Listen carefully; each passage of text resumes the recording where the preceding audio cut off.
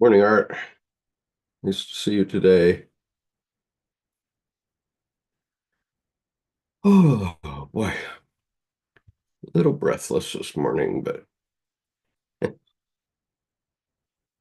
let's see what I've done here.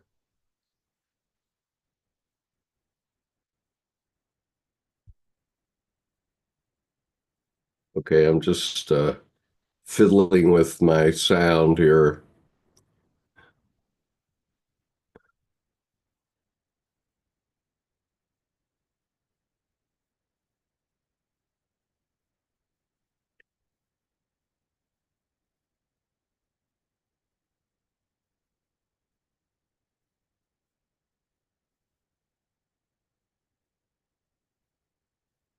Hopefully that has got it. Okay. My problem is the computer decides it wants to set. Oh, I'm still having a problem. Let's see.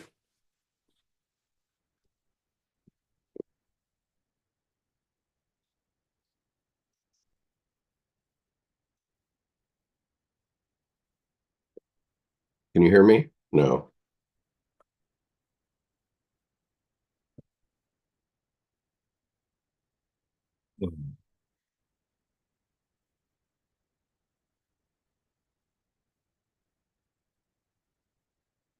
Can you hear me now?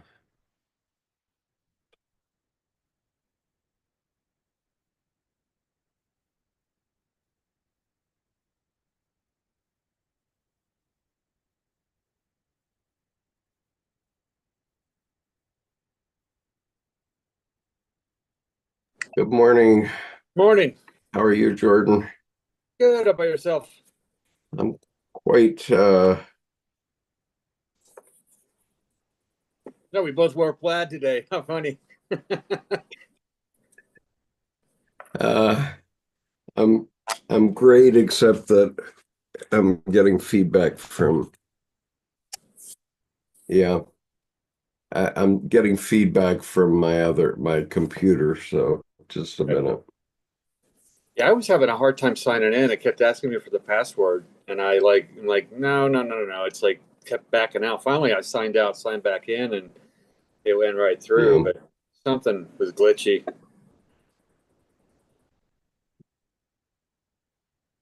I laugh. I had a scare um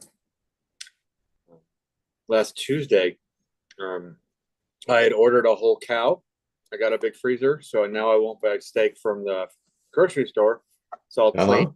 clean and no antibiotics and all that, and grass fed, grass finished. And on Tuesday, I got this notification from shop um, on behalf of the rancher. It's like your order was delivered 2 hours ago, and I walk out to the street.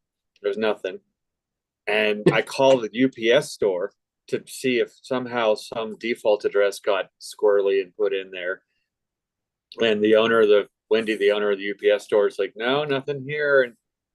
And all of a sudden, I mean, my stomach came like right up in my throat. Like I have 400 pounds of beef somewhere thawing on a sidewalk, and where? What the hell? And I called the rancher, and I finally got through. And she goes, "Oh no, I'm just finishing your last label. I don't know what you're talking about." And she opens up the account and she looks and she goes, "Oh, I marked all your invoices as paid this morning, and it kicked out as delivered because I was in the software doing labels." And I'm like, "Oh, phew," because I mean, I was like, "Oh my god, this was like, this is a." It was enough to not go to the grocery store for the next 9 months or something. It's like, and but I was like, "Oh my god, I have this huge order." You know, Yeah. pile all my cash together so I could pay more now and not pay later. And I just thought I had the whole order, 400 pounds. Where is it? Just hanging out in the sun. Fortunately, it was like 22 degrees, but so it came yesterday. Oh, our lives with artificial intelligence. God help us. Oh, right. Yeah. So But I laughed though. When I got off the phone, I went, I'm really dealing with a first world problem. This I can't get angry or it's Yeah, some people don't have food, and I'm like ordering a whole cow. I mean, so yeah. it's like I had to kind of cross check myself back into perspective.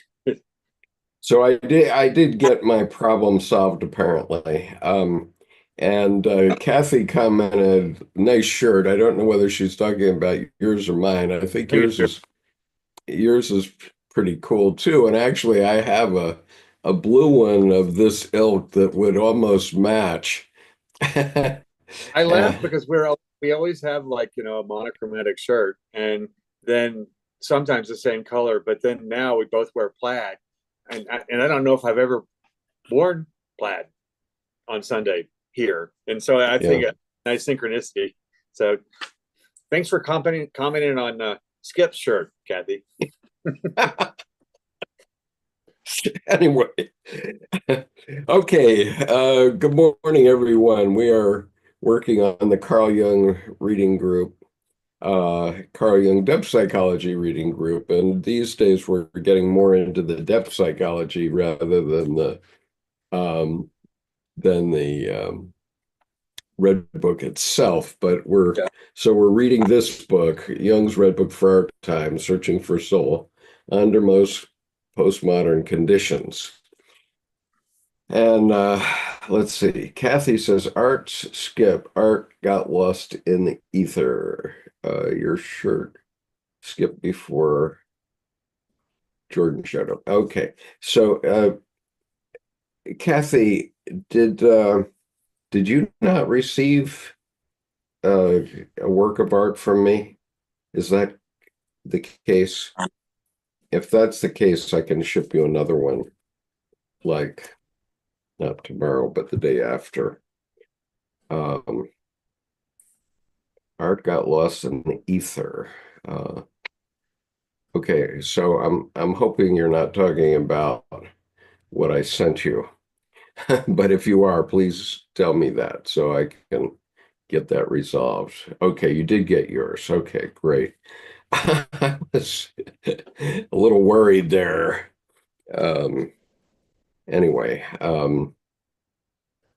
okay, Art did not get his. Okay, Art, I'm sorry if you did not get yours. I will attempt to send it again because I think I do have your address, and let me let me address that.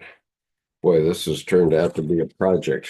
Christmas is a project for Santa Claus, I can tell you, and especially if Santa Claus um, um, has multiple people and multiple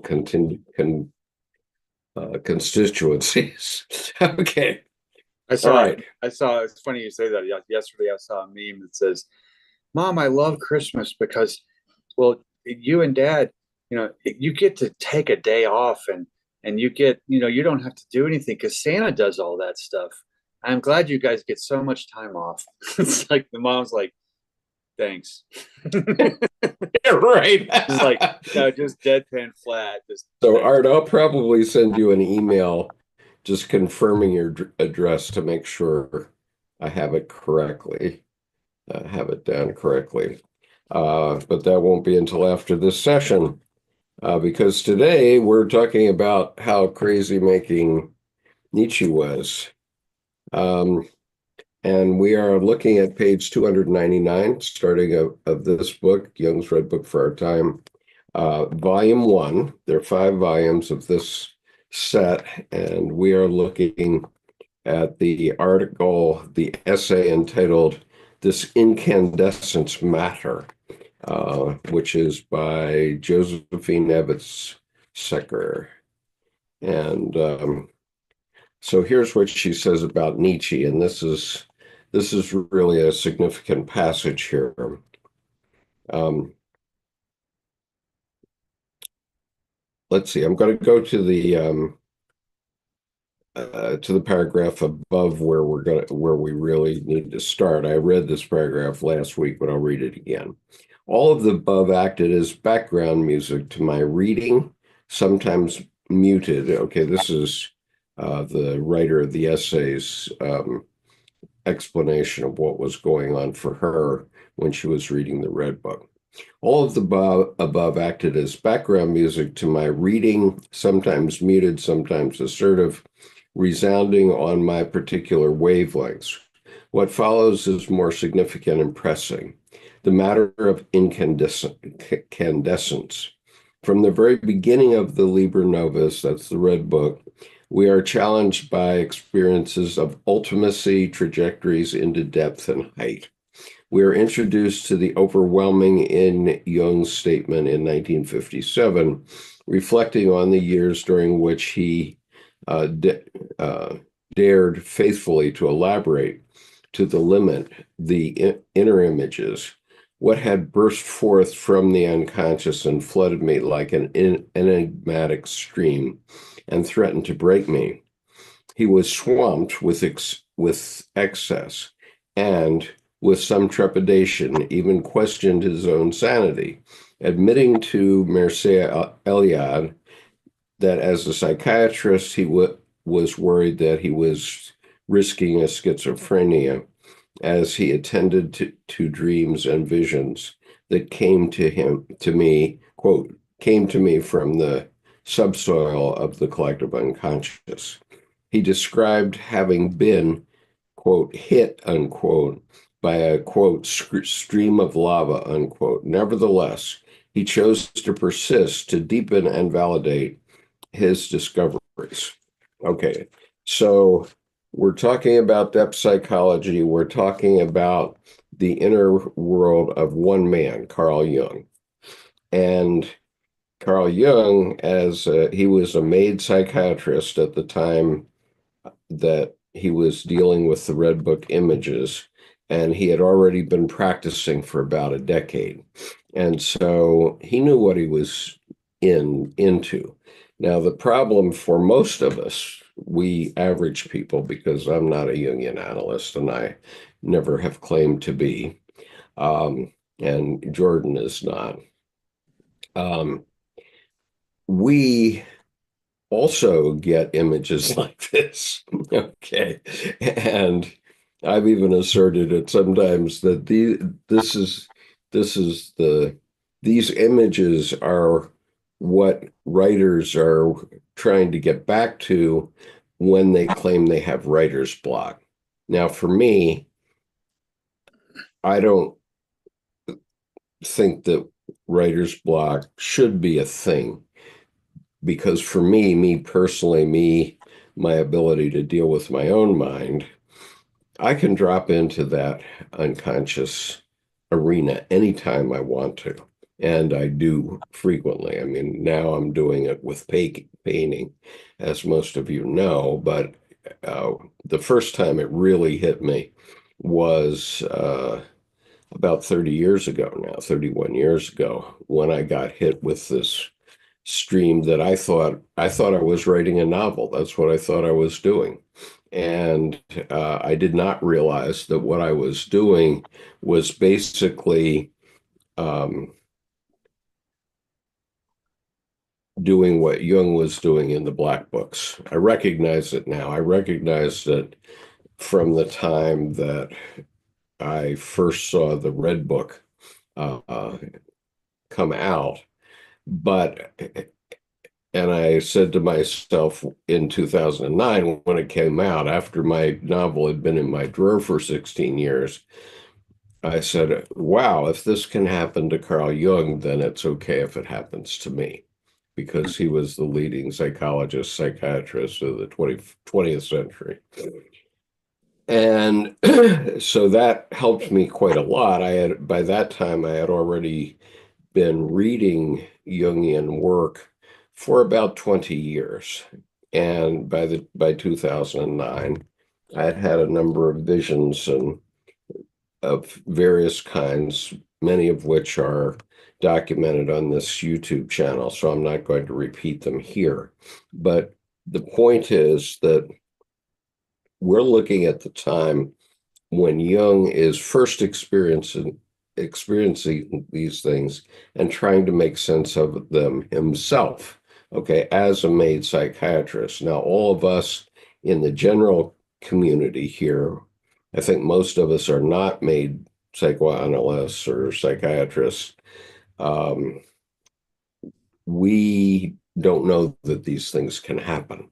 And so we need some grounding in this area so that we can, um, manage our own psyches. And unfortunately, the Jungian analyst community, although they write books and have written books for uh, a century now, um, they don't make their process very clear to people outside the Jungian analyst community. And so a person can be just out in the wilds of, Nova Scotia and all of a sudden be having these dreams and visions and not have any clue what it's about. And my purpose has always been, and Jordan can correct me if this is not his purpose. My purpose has always been to make this basic understanding about what these things are um, available to all of us so that we can sort of manage our own psyches. And I know Jungian analysts don't like that because it breaks their race ball for to a certain extent. uh, because if you know how it works, then maybe you don't need them. That's fair enough. But I think there are enough people out there who get overwhelmed by some of this stuff that they do need help with it. Um, Psychologists and psychiatrists, especially psychologists, because with psychiatrists, we're talking about a biological problem that can be addressed with medication. And so, what psychiatrists do is try to help people who have a biological issue um, to, deal in the world. And that's really not what Jung was doing. I don't remember any place in his collected works where he really talked about um, medications. He mainly became a psychologist, um, although he was a self-taught psychologist. And so what we're dealing with here is him going through these first experiences, most of which 80% of the Red Book happened in a 10-week period. So you can imagine how overwhelming it was, even to him. Uh, and So for most of us, we don't have a stream of images or visions that is just knocking us over every day. And, Jung was dealing with it in a very matter of fact way as a doctor. And in the process of doing it as a doctor, he discovered things about himself and about psychology that we now use. So, Yeah. Jordan, your comment on all of this, And please. ditto to what you've said. At the same time, I have more of an appreciation for more psychologists than I do psychiatrists. And I know the one exception is Dr. John Jackson. He's human. He um, he is a biblical scholar. He brings all that to the table, but he does it in a way that's very um, healthy, well-being kind of thing. Whereas my personal experience with psychiatry, I remember I went to one once. It was in 2001, I think. And in 5 minutes, he said, well, we're going to get you on this and this and this. We'll get you going, get you right. And I looked at it and I said, I appreciate the intensity of medication, but the intensity of that perspective just made me realize there's nothing wrong with me. I just went through a really terrible, messy horror of a breakup. Mm-hmm. And I'm basically writhing around in the mud. So it's time for me to go grow a lotus out of the mud. And I suggest that you investigate next time before you medicate. And so what do I owe you for the hour? Or do you want just a quarter hour? And he's like, oh, so you're a quitter. And I said, oh, stop the shaming behavior. Look at you going all virtue signaling victim, and you're supposed to be the professional. So I remember it just, what happened? I got really self-righteous. I know I did. And I said, I'm sure a lot more worse things than that. But then I stopped and went, why am I talking to you? I don't even know you.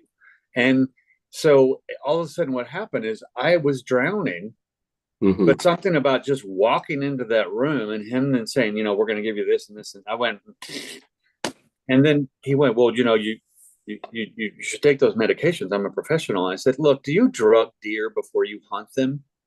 You haven't even looked to see who I am. So I go back to psychology, and I think they look at the psychodynamics rather than some biological, something's wrong with you.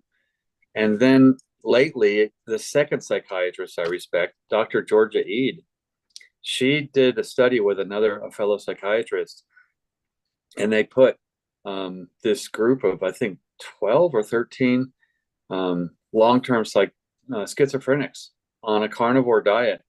And within 2 to 6 weeks, depending, the ones who had it for like 30 years, between 2 and 6 weeks, they were functioning normally. And she realized that the schizophrenia was a complex brain fog that presented as zero boundaries inside, but it was developmental from a nutrition standpoint. So I start to look back now, and I don't generalize psychologists and psychiatrists anymore. I take it a case by case basis with people because, for example, if I look at one and then I compare to Dr. John Jackson, retired psychiatrist, there's no comparison. I mean, he's a gymnast instead of just sitting there trying to do a cartwheel. He's in the Olympics in a way. So I think that he brings his psychology first. And we run into this in my school where very frequently our kids have been diagnosed with medication for ADHD. And I honestly don't know anything about how that's done or why that's done. And a lot of that they're seeing now is too much sugar, and then the sugar dulls the brain. I mean, so there's a whole sugar causing dementia, sugar causing Parkinson's. I mean, where they're looking now where Alzheimer's and then Parkinson's, I think, are stage. It's like, what's the word? It's not dementia. It's anyway, with the brain. It'll come to me. But they're looking at these where they're just very diabetes, where Alzheimer's, ADHD, Parkinson's are all these different versions of diabetes, like type 2, type, etc. And that has to do with insulin resistance. And I'm not a doctor, so I'm not going to tell anyone what to do. But I think that a lot of the research now coming out is being research rather than researchers paid by X, Y, or Z to get a certain result. Right. So, we're not going to get into the weeds on psychiatric medications. Obviously, there's a whole professional area there and a whole thick book, the DSM, and et cetera, et cetera. And so what I can say is that, sometimes these medications do calm kids down so that they learn how to behave properly. But so anyway, so now we're going to talk about Nietzsche. And so here, um, this lady who wrote this text um, has been talking about how she approached this material.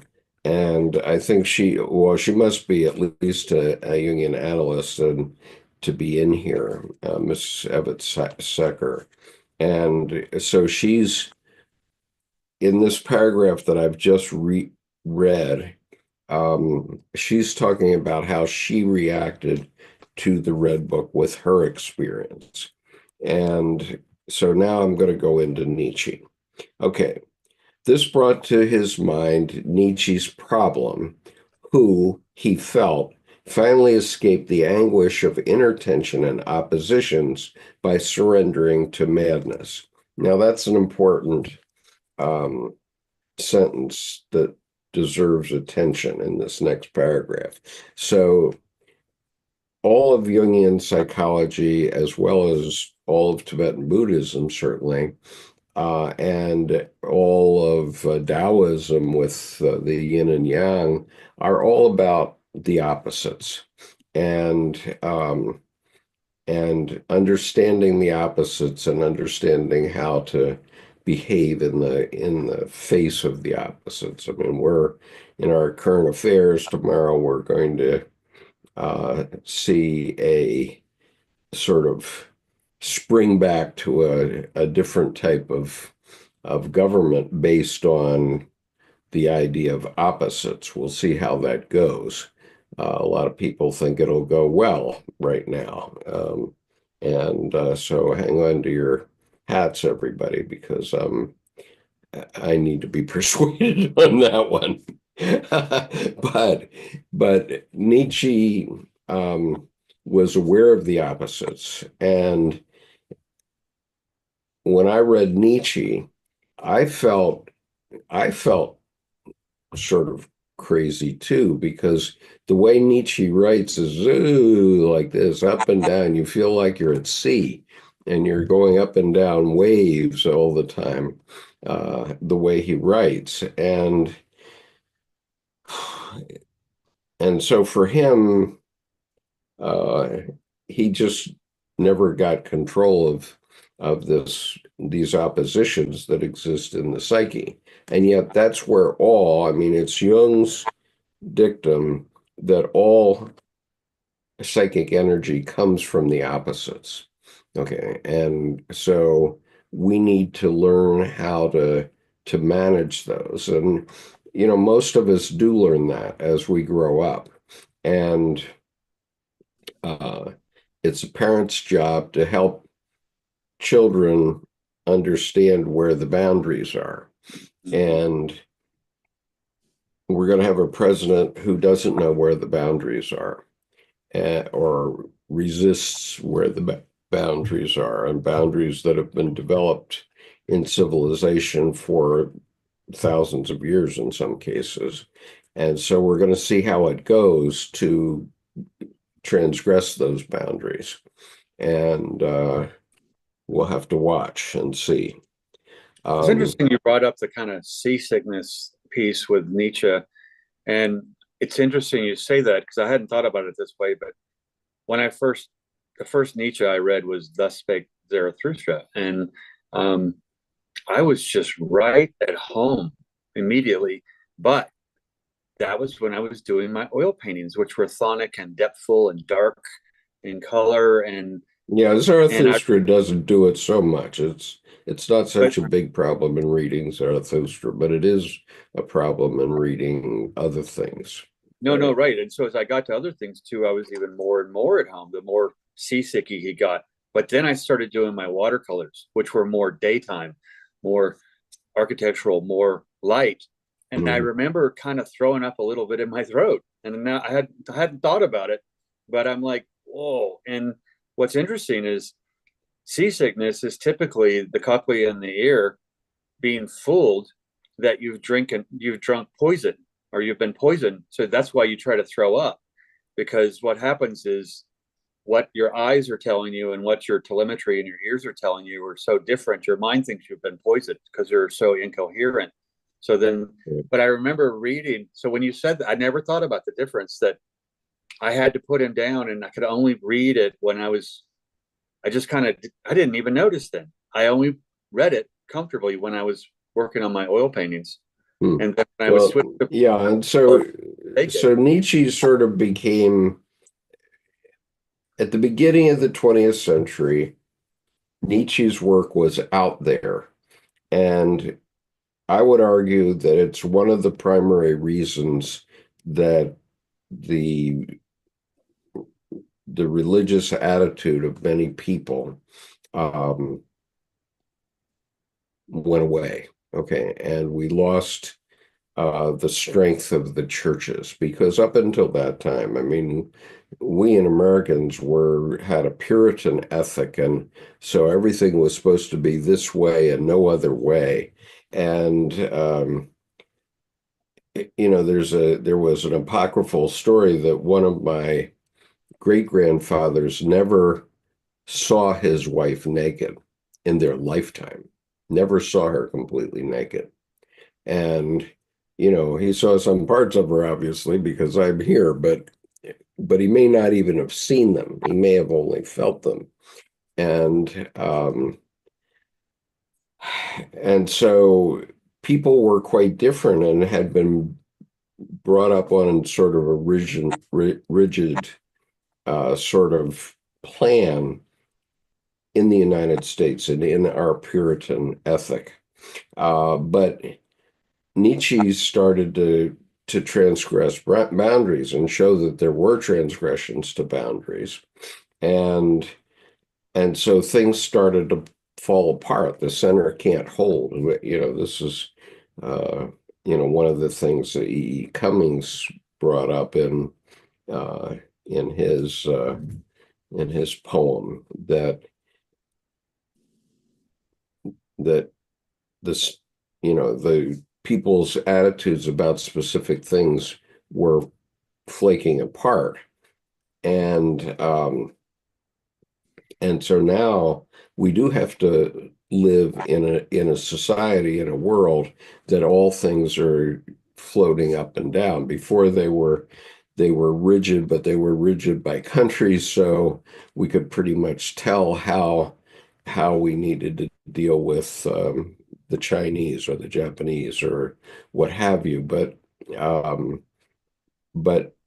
today it's very fluid, and even we see it even in the way people speak. For example, the Indians uh, learn to speak English a certain way, which we call English, Indian English. Um, and um, and they were mimicking the British, who controlled India for 250 years. But over the last 40 years now, I've observed very clearly that younger Indians now speak like Americans.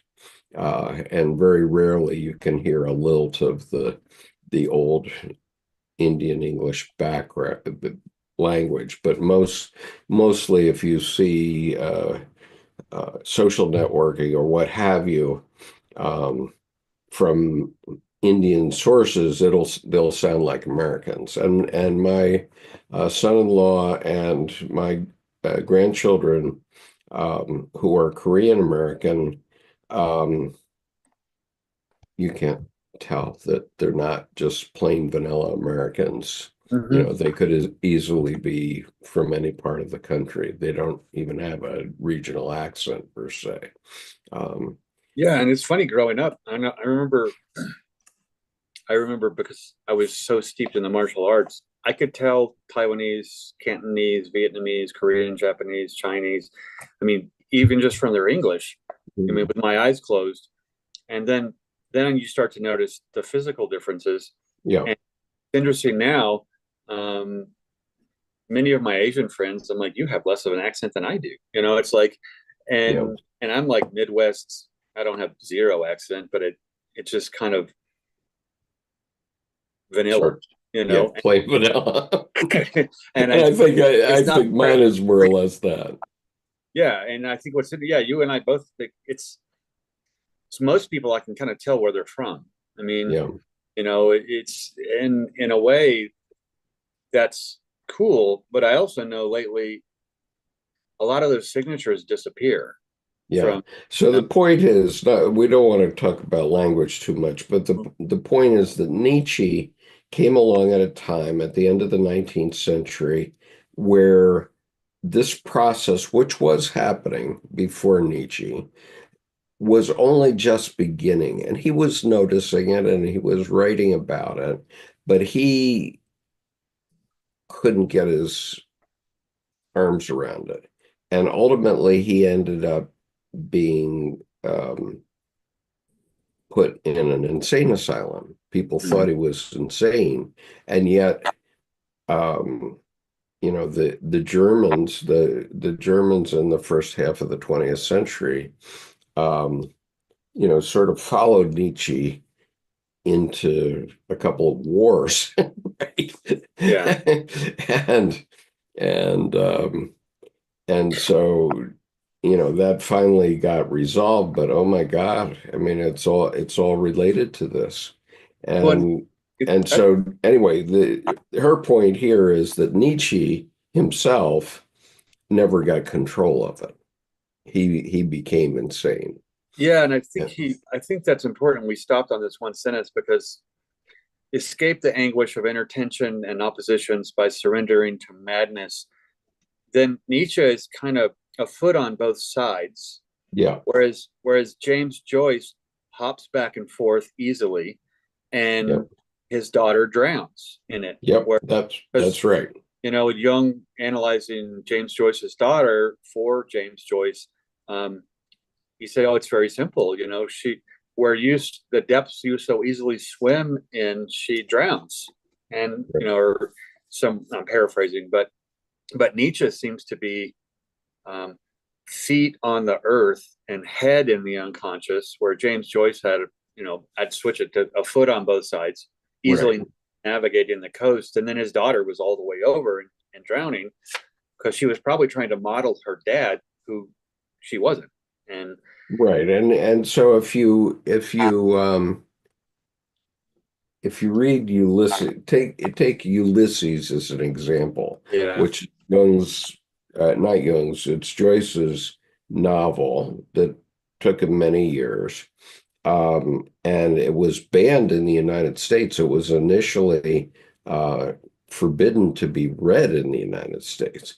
And you can understand why it was forbidden, because all you have to do is read the last 40 pages of Ulysses to understand it. And what's in the last 40 pages is Molly Bloom's soliloquy.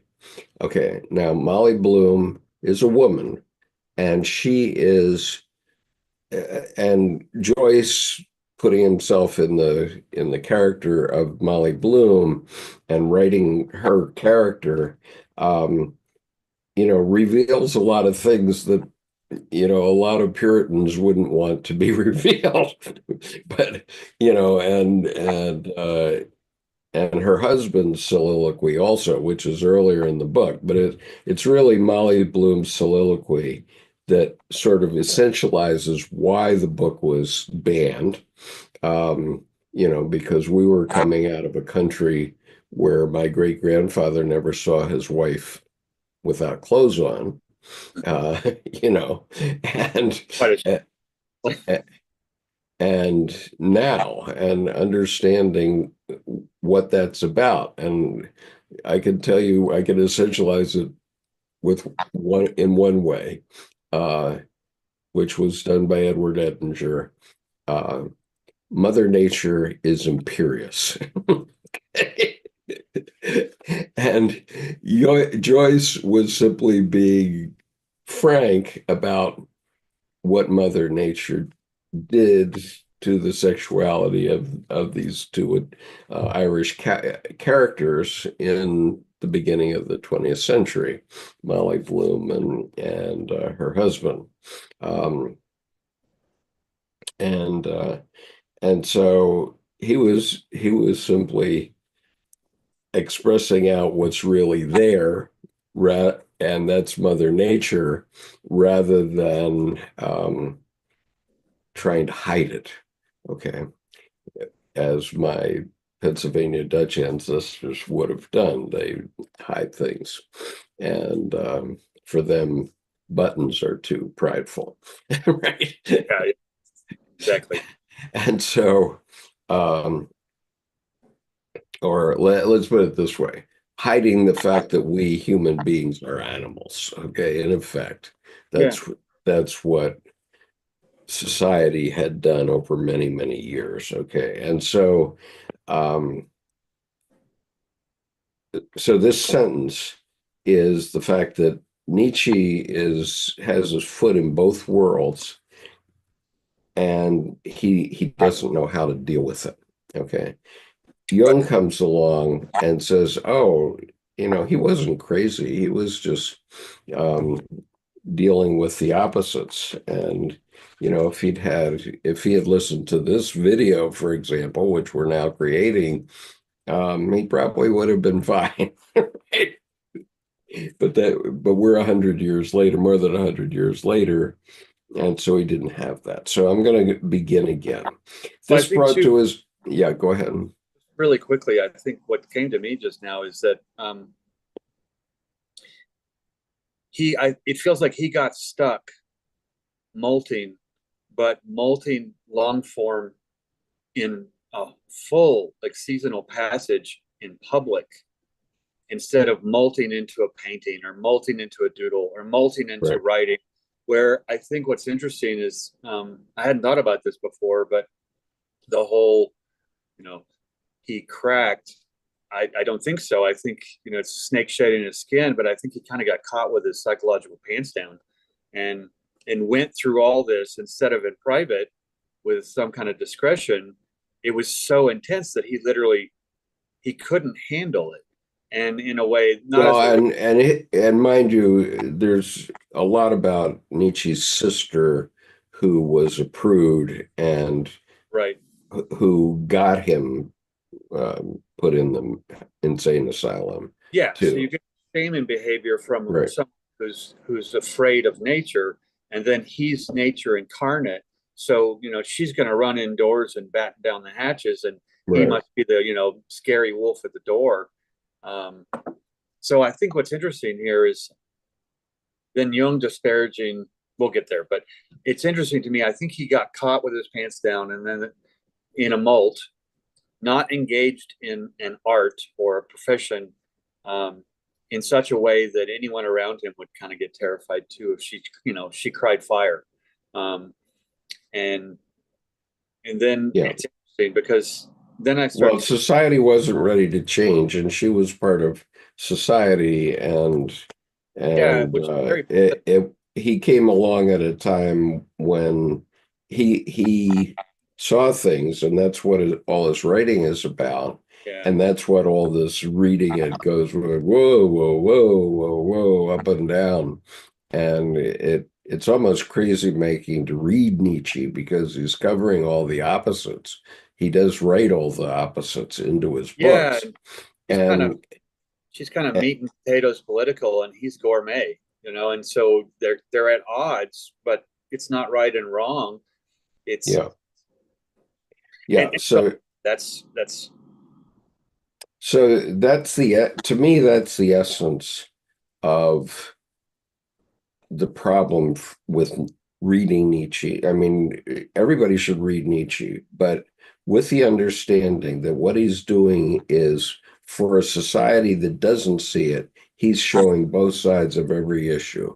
Okay, and basically that's what he does in all of his writing. It's just up and down and up and down, and it's good, it's bad, it's good, it's bad, you know, and you don't know where he's going. It's crazy making even to read it. But uh, well, that brings up the quote of mastery is um, hitting the most difficult target, and genius is hitting the target that no one else can see. I mean, yeah, so Yeah, so he was hitting all these targets, and they are in their multitudes. All these targets, because he does it almost in every sentence, and so people start to rethink things in society at the time of Nietzsche. Okay, so let's do it again. This brought to his mind Nietzsche's problem, who, he felt, finally escaped the anguish of inner tension and opposites by surrendering to madness. Well, that's what Jung thought. He didn't know about the sister, right? Mm-hmm. Jung disparaged Nietzsche's panegyric on inspiration. In his early paper on cryptomnesia, as a description of the impotence of consciousness in face of the tremendous automatisms driving up from the unconscious. Only this elemental force can wrench from oblivion the oldest and most delicate traces in a man's memory, which he retains while he retains his full senses. Such an evaluation of the mood of being in a state of inspiration, completely beside yourself, as Nietzsche has extolled it, inundated with alien ideas, a consuming fire, was vital for Jung to adjudicate, since he would also experience the indomitable force of his own fantastic imagination during those years of composing and illustrating his black and red books. He concludes that the work of genius is very different. It fetches up these distant fragments in order to build them into a new and meaningful structure. As Jung, as Jung dealt with his own incandescence, he needed the balanced formulations of the late 1950s when he saw Zarathustra from a psychological perspective, supposing him to be caught between counteracting forces, unable to benefit from their tensions, suppressing psyche's regulating function. He asserts the importance of quote, coming to terms with the unconscious. The position of the ego must be maintained as being of equal value to the counterposition of the unconscious, and vice versa. The rediscovered unconscious often has a really dangerous effect on the ego. A liberated unconscious can thrust the ego aside and overwhelm it. There is a danger of the ego losing its head, so to speak, that it will not be able to defend itself against the pressure of affective factors, a situation often encountered at the beginning of schizophrenia. This danger would not exist or would not be so acute if the process of having it out with the unconscious could somehow divest the effects of their dynamism. And this is what does in fact happen when the counterposition is aestheticized or intellectualized. But the confrontation with the unconscious must be a many-sided one, for the transcendent function is not a partial process running a conditioned course. It is a total and integral event in which all aspects are or should be included, unquote. This caution he himself needed during this intensely creative and disturbing years of composition, subjecting himself to his own counsel to have it out with the unconscious, speaking with Salome about his tears and laughter, being rigid with tension. He concludes that excessive tension seems to indicate the ultimate and highest possibility of feeling. Salome brings him back to earth, responding that he has simply fallen in love. So Jung constantly interrogates his own excess. Okay, go ahead. Well, I was just going to say that's what's interesting here to me, the aestheticized versus or intellectualized. I think it's important maybe to unpack that. So aestheticized would be visual or experiential, and then intellectualized would be textual or thoughtful. So to me, a difference between intuition and thinking, and difference between what's rational thinking, and then intuition isn't irrational. That's where reasons are all unreasonable. So it's interesting to me, the aestheticized feels to me to be kind of loaded up with that's experiential or intuitive or feeling, but not thinking or sensation, so that I think that's important where it's in a sense, I think aestheticized might be the intuition and feeling functions, and then intellectualized would be the thinking and sensation functions. I feel like there's all four psychological functions split across the middle there, just because aestheticized, artful, visual, beautiful, or made to be able to be visible would be aestheticized. Right. And you can see why many Jungian analysts were against the publication of the Red Book. Okay, they were against the publication of the Red Book because it was revealing to the public what can happen to you. Okay, the type of thing that can happen to you, not the specific things. I mean, obviously, you won't necessarily have a fat old cook or a professor in your psyche, as Jung did, but you'll have something else, somebody else, if you visualize the way Jung did. And so, or you'll feel it in some different way. As I normally do, in my writing and in my painting, I normally feel it in a different way. I don't have conversations with people. However, people do come into my painting. And so if you have one of my paintings or have looked at it on this YouTube channel, you will find that there are many images of different people having different experiences, right? And at one point, Colleen Kibert said to me that the person who we're following, whose name is Mary Fidelia, Mary Fidelis, who was nicknamed Rocky,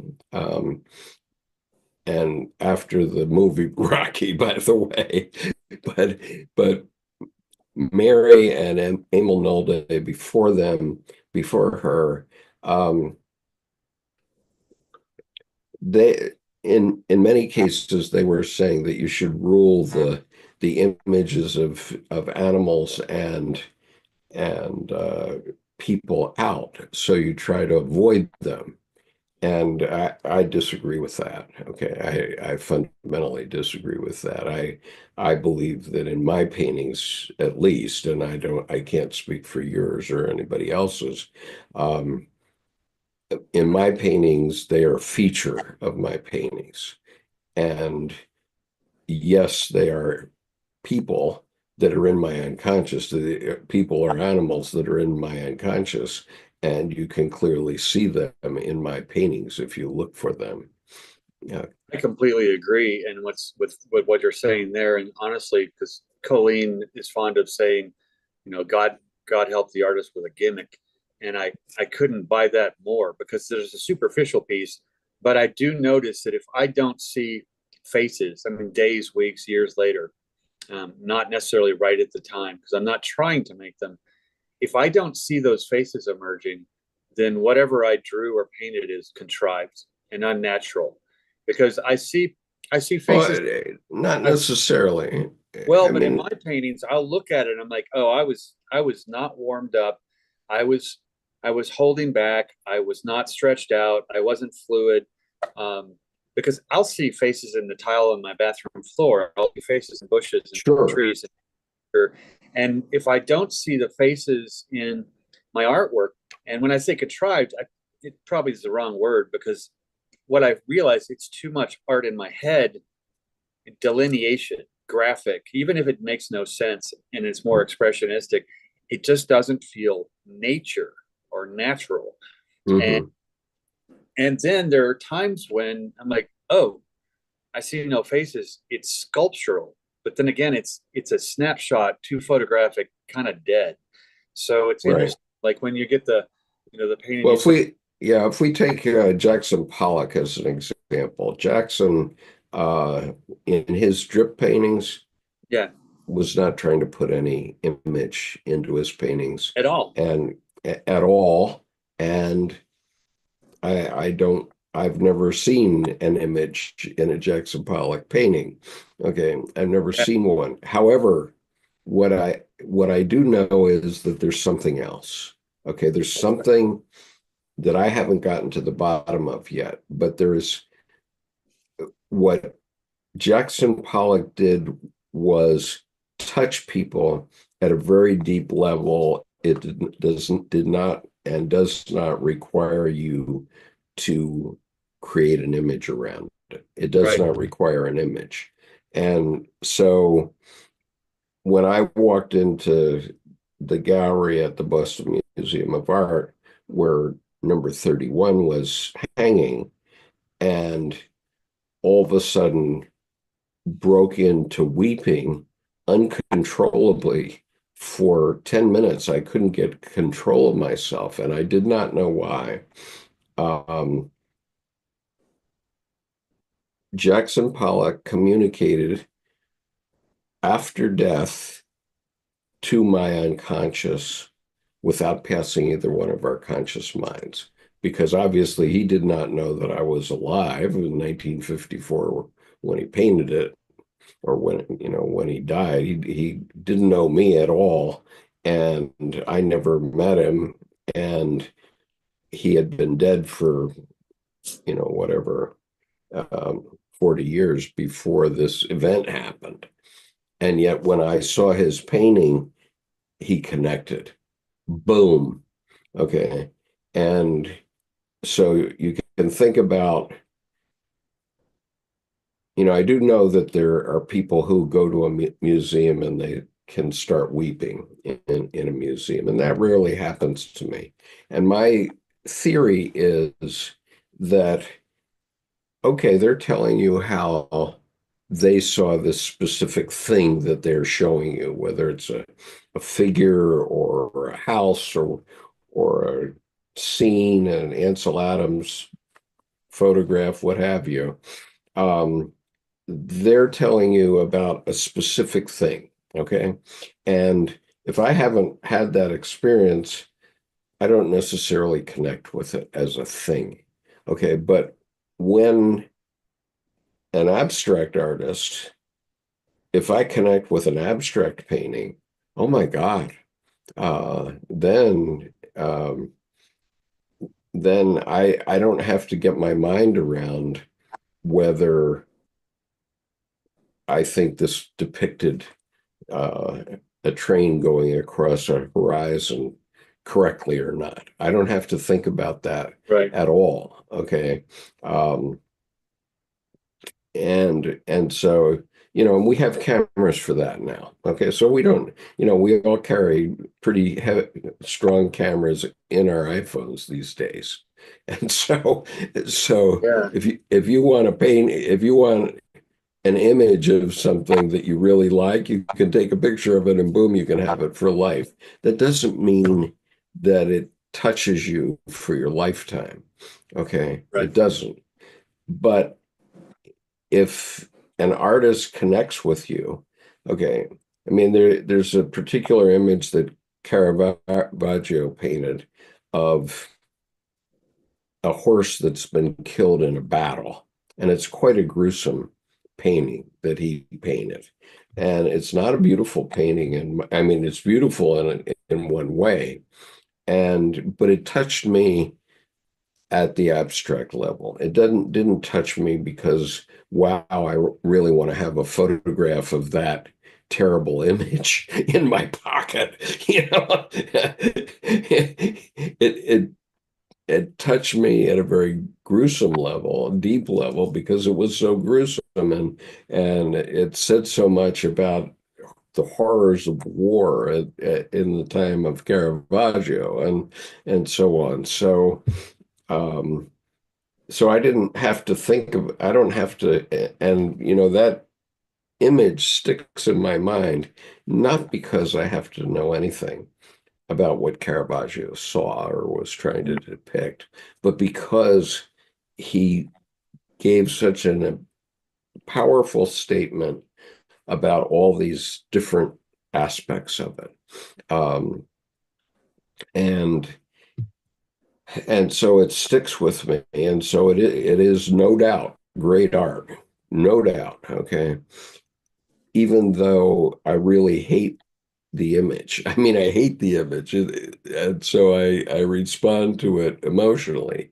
I hate it because it captures so perfectly how awful it was.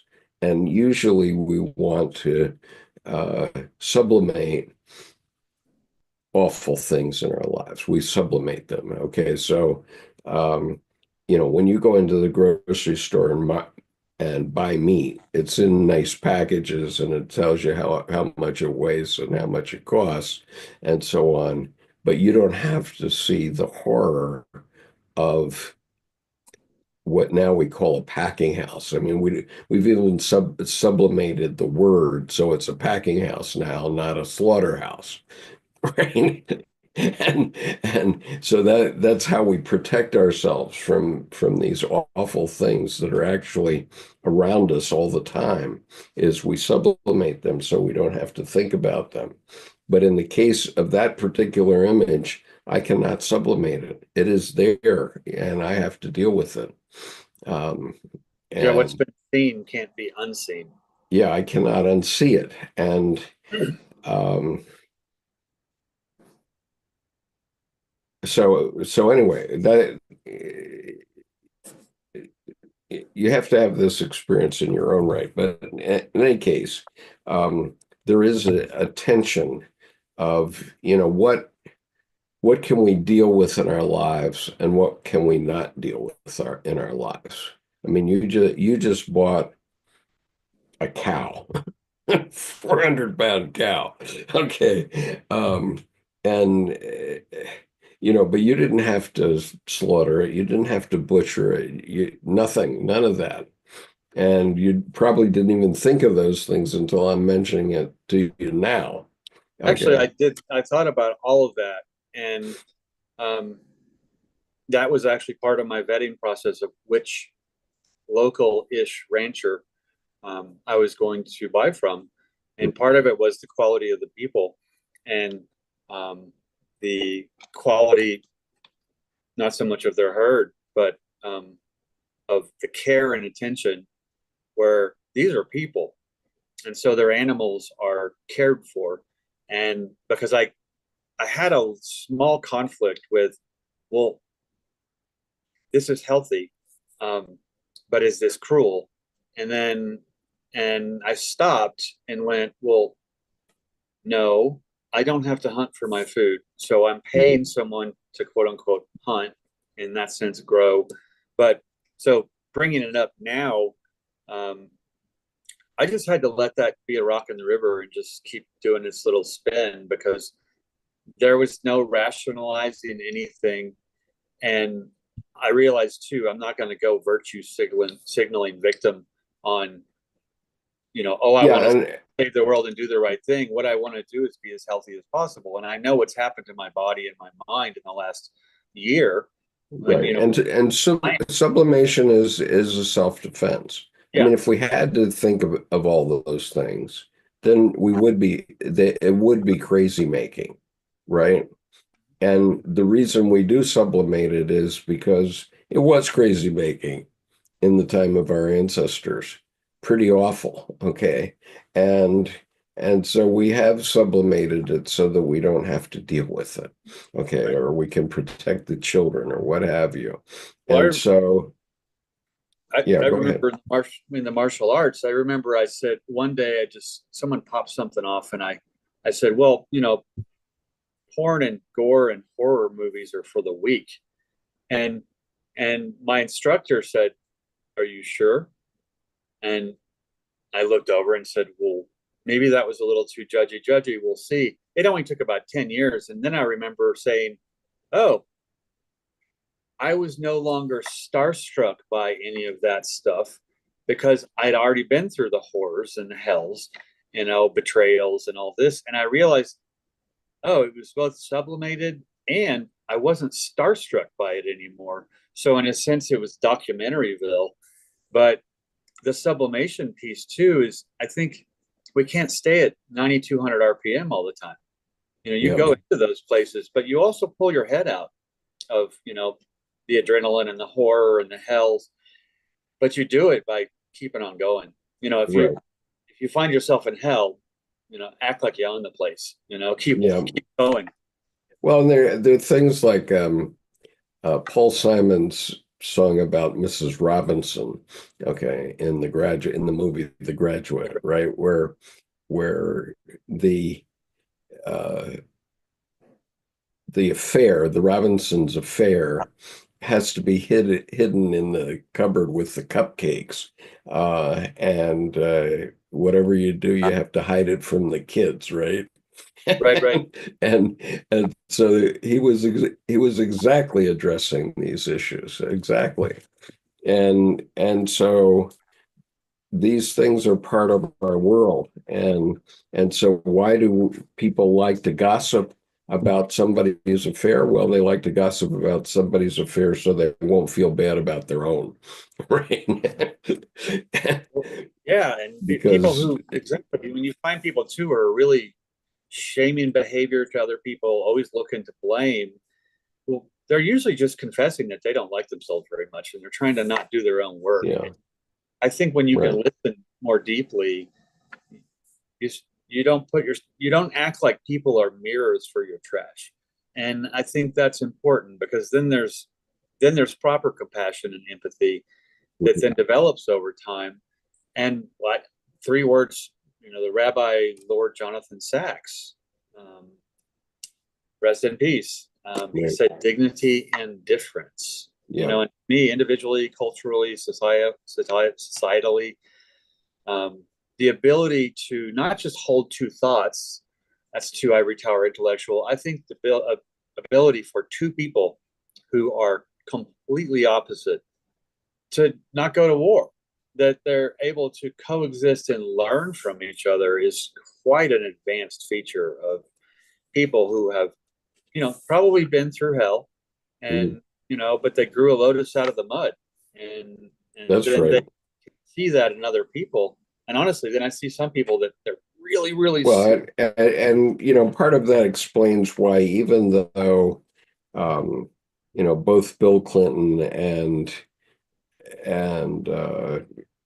our future president are sexual deviants and miscreants, according to some sort of society, right? And society has tried to take them down because of it. Society hasn't let them be taken down.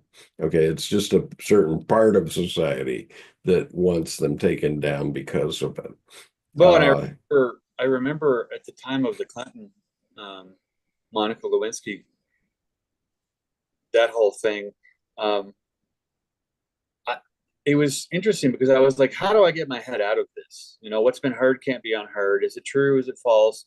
Um, and then I'm like, look, okay, what's her perspective? And her whole life career was like, fork in the road, gone a different direction.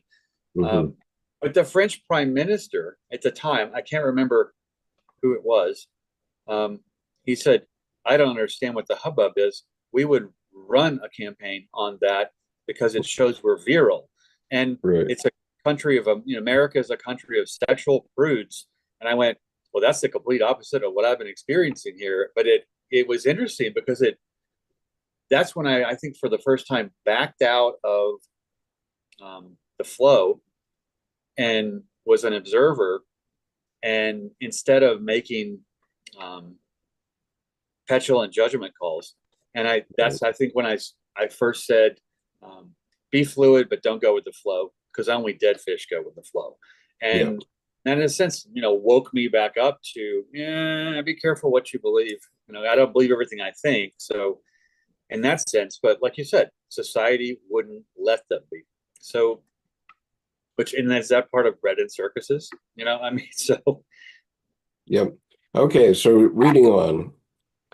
In reading this visionary apologia, in the service of the inexplicable, unquote, readers also can feel overwhelmed by the language of extremity, often threatened, theatrical, and spectacular. The verb seize is played as fugue and in innumerable variations. Soul and will are seized and grasped by intense emotions, longing, or fear. At the same time, words strain to stretch beyond common feeling. We encounter the unbearable, unfathomable, unspeakable, immeasurable, endless, boundless infinity. Horizons are unending encounters at horizons are unending encounters are tremendous. There is often a sense of the sublime. The vocabulary of light and fire burns everywhere. Images are charged with radiance. Objects like garments shine and glow. This is most potent in the lyrical interludes where streams of fire broke from his radiating body as he surges through blazing flames. He is exposed to the sun's active light and singeing power. He staggers drunk with fire, where imagery of intoxication, heat, and light coalesce. The terrible is always close by. Such intensity graduates to ultimate inflation. It was completely ruin, as if I were the sun. Reminiscent of the experience on the Rigi, quote, I no longer knew which was bigger, I or the mountain, dizzy heights where ever new abysses and panoramas opened out before my gaze until at last I stood on the peak in the strange thin air, looking into unimaginable distances. Yes, I thought, this is it, my world, the real world, the secret where there are no teachers, no schools, no unanswerable questions, where one can be without having to ask anything. I kept carefully to the paths, for there were tremendous precipices all around. It was very solemn, and I felt one had to be polite and silent up here, for one was in God's world. Here it is physically present, unquote. In his youth, as in his more mature fantasy, his excitement expressed awe, its overload psychically unimaginable without recourse to hyperbole. In describing his daily quests, metaphors stretched to the limit, reaching back to Renaissance concetti and metaphysical conceit. I ate the earth and drank the sun. In the world of all this serves the psychological necessity that your darkness could grasp the light. A daring Promethean challenge, but in the midst of the exaltation, there are very many balancing buts. Despite the radiance, there is a working light. Quote, for he who comprehends the darkness in himself, to him the light is near. He who climbs down into his darkness reaches the staircase of the working light, fire-maned Helios. Unquote, he begs for support in his staggering pleading, quote, give me your hand, a human hand, so that you can hold me to the earth with it, for whirling veins of fire swoop me up, and exultant longing tears me toward the zenith, unquote. As human beggar, he then begs, forgetting that he has drunk the sun. He does what he thought Nietsche unable to do. And I think okay, I'll stop there for a moment. Yeah. I was thinking he does what he thought Nietzsche unable to do, and there's the ultimate inflation, all full of himself, Yeah. in a sense of self-righteous spiritual elitism.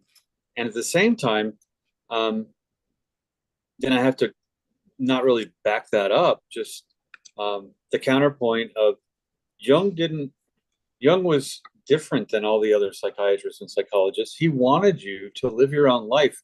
He didn't want a lifelong client. He wanted you to learn how to live your own life, Precisely. warts and all, and especially and all. And so I think that the disgusting, the terrible, the horrible, and in a sense, then there's no bad weather, just bad wardrobe. And the best wardrobe is the attitude of, well, I'm still alive, so let's keep going. So that's important, I think. But he had the dark and the light and the light in the dark, both and, not the either or. Yeah, Richard says the astral plane is a real place, but it's not truth. I'm going to take exception to that, Richard. Yeah, I really don't know because the astral plane, if you can say anything about it, it is truth. Mother Nature is imperious. It exists. It may not exist in the physical world. It may not be here in my fidget, but it is. The astral plane is, and you can describe it as well as anything else that you can describe. Each person may have a different description, just as each person may describe a glass of water differently, but it certainly exists. And I appreciate you said it like that, because I would respectfully disagree, Richard, because I think there's a difference between true and truth. And if you look at this, the projected images from that cylinder are both true. Yeah. But the cylinder is the truth. So I think this is an important picture for mind the perspective from which you are judging. Yeah. Very good. Very so, good. Also truth, you get into philosophical, I don't think there is a truth. I think there's the universe, and that's plenty. So right. Otherwise, you're indoctrination and belief, and maybe not even getting to faith. Well, and Richard goes on and says, trust in God is the greatest gift God gives us, or gave us. Well, yes, it is. I'm not sure I would say it's the greatest, but, trust in God is a valid perspective. And it is. And I shy away from God being the adult version of the Easter Bunny or Santa Claus, and say that the universe itself, in its entirety, including you and me and everyone on the YouTube audience and everywhere else, is the universe is God. And I think even if I take, the disappearing path piece, if I see my path, I'm on someone else's. And that's hard to discern sometimes, because until I notice that if I don't feel a little lost every once in a while, something's wrong. I need to switch a gear. I need to move around. So I think that you're speaking of the what's true versus what's truth. And I think when we get to truth, I shed all that and just go, oh, the universe, there's the answer. And I don't need to explain it. So this is part and parcel with the duality that which I say with tongue in cheek, is that Nietzsche proclaimed God is dead and we have killed him, to Jung coming along in the next generation and finding the living God where he lives and how he goes about doing the work of the Godhead. And when Nietzsche did that, he was kind of the son usurping the power of the father. In a sense. So, and then Jung took it as, now I'm an adult. So I think you get an individuation between the two, where Nietzsche gets stuck right at the rite of passage into adulthood. The God is dead is, well, I'm going to have to become king. How does that happen? You usurp the father. Well, And we're in modern times and not feudal times, so that doesn't have to happen. right. And it goes back to Jung's answer to the question, do you believe in God? Well, this is a very common question. It comes out of reporters' mouths all the time. If there's a God, why does he allow a hurricane or a fire to happen type thing, right? And um, you To know, bring up this community and this compassion of people working together. right, right. And oh, by the way, have you seen the movie Conclave? Don't reveal the secret if you have not seen it, or if you have seen it. No, Don't I haven't reveal heard of it. okay, well, there is a movie that is certainly going to have major Academy Awards. Um,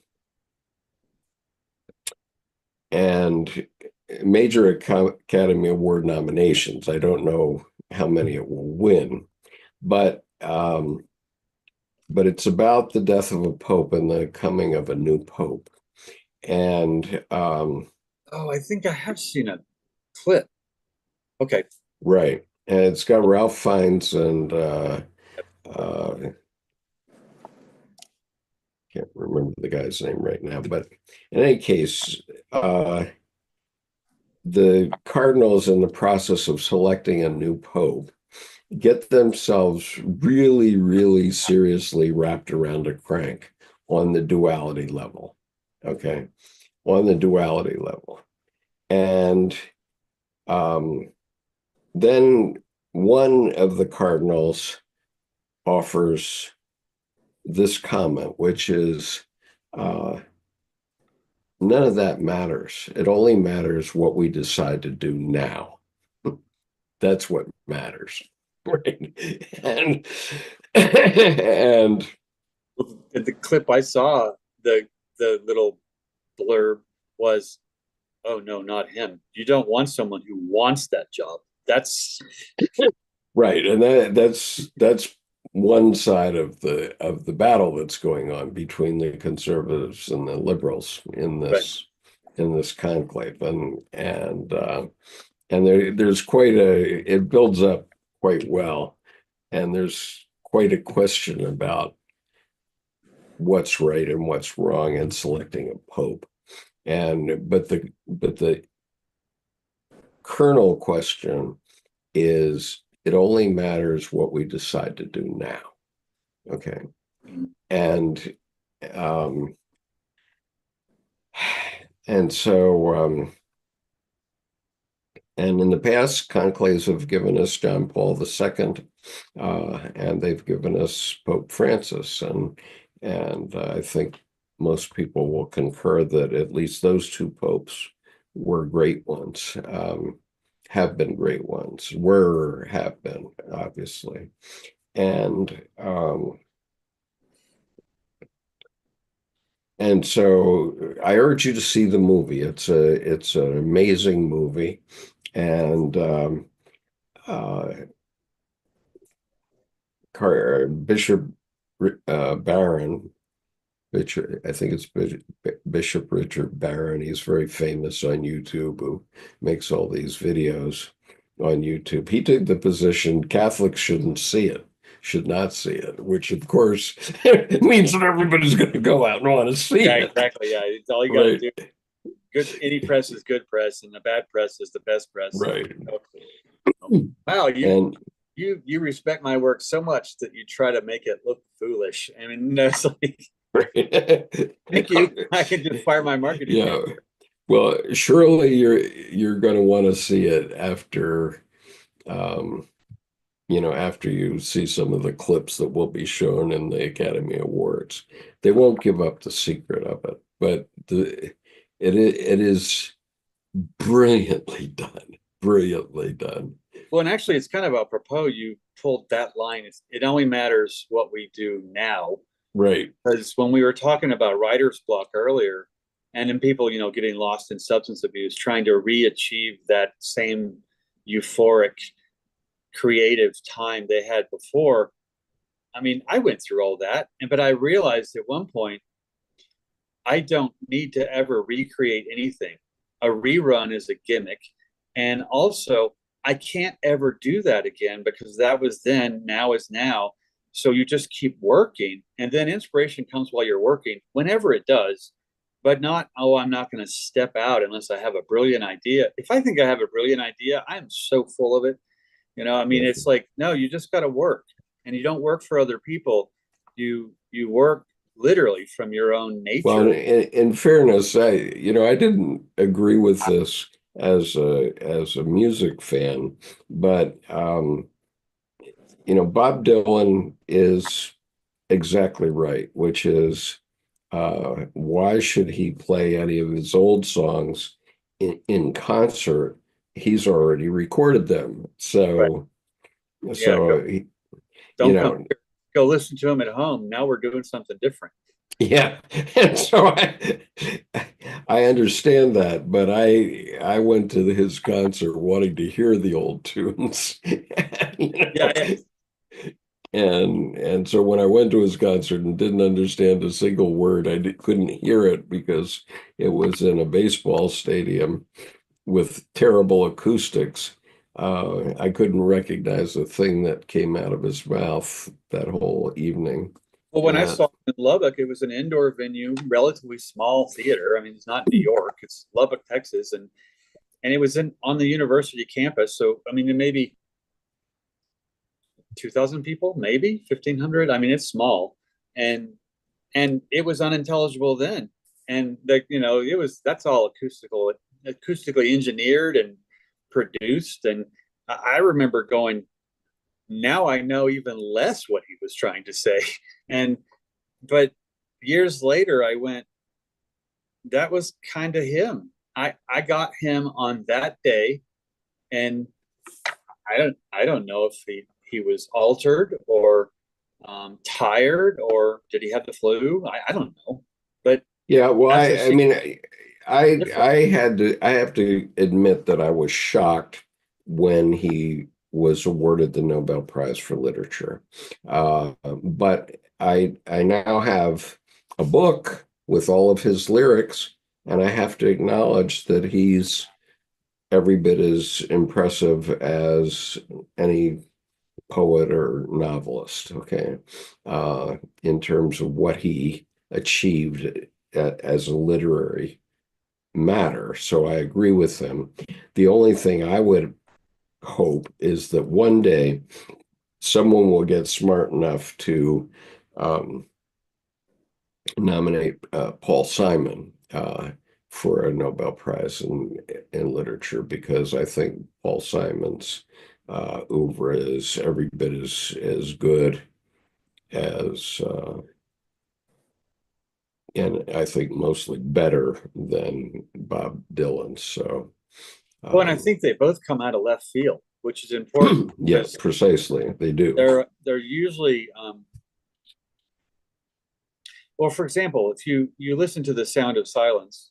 I mean, when I was younger, I'm like, oh, look, that's kind of a sweet sounding song, that's not what's there. And then you hear the band Disturbed who sings it, and it puts a really dark, phonic, apocalyptic kind of video to it, and you go, oh, that is what he was saying, Yeah, except the understated irony of just in kind of an a cappella, two dudes singing, and there's not a whole lot of drama. Well, yeah. that Well, can slide it right under the radar that they I just talk mean, here's a about. reality. You can't go to any three-star and up hotel anywhere in the world um, and not hear Paul Simon in Muzak on the elevator. Okay, everywhere Paul Simon's music is. Bob Dylan's not so much. So It's funny, just music is a strange thing. Yeah, it it's funny too how music, it kind of masks everything. I mean, yeah, I, I'm on a going to the 83rd floor to some building in Houston. So I'm on the elevator for a little yeah, while. right. And I remember thinking, wow, this sounds so familiar. what is this?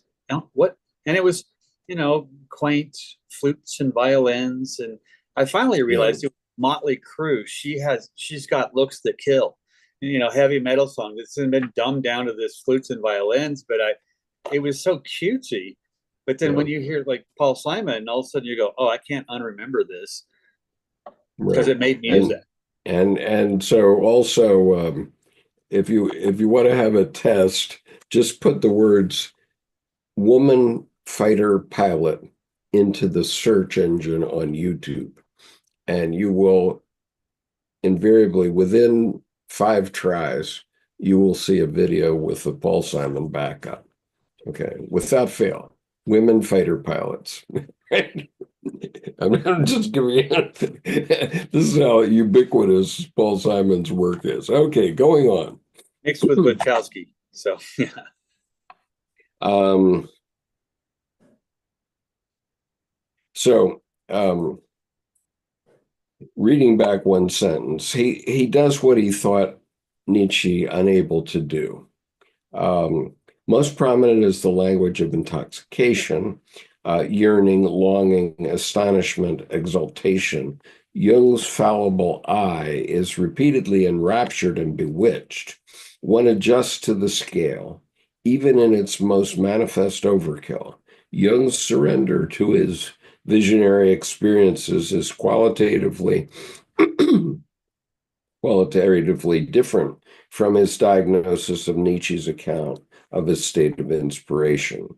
Jung lets the musts and the shoulds of psychic necessity lead him. He is led to images. I found myself becomes formulaic, opening to many episodes in an introduction to action as it happens. The following night, I was led to a second image. The following night, I found myself wandering once more. At every point, he justifies superflux. I say this, quote, I say this because I have experienced it. It seized me beyond all measure, unquote. Might Jung, the prophet in him, ask, quote, who has believed our report, unquote. Such positive heights are, of course, balanced by darkness and depths. Though soul experiences pleromatic measure, um, though soul experiences pleromatic measure, full of light, full of love, full of eternity, negative experiences equally absolute, encounters with uttermost depths haunted by the unreplenishable, the cruelly repulsive, and importantly, the banal and the ugly. He meets and knows extreme despair. Horror paralyzes me, and he finds that the power of and he finds that the power of abysmal evil, the raw power, comes after you. After you. He does not plan his itinerary. He comes across what he must meet. On the following night, I wandered to the northern land and found myself under a gray sky, unquote, where he meets the dark one, unquote, at the at the last corner of the world, unquote.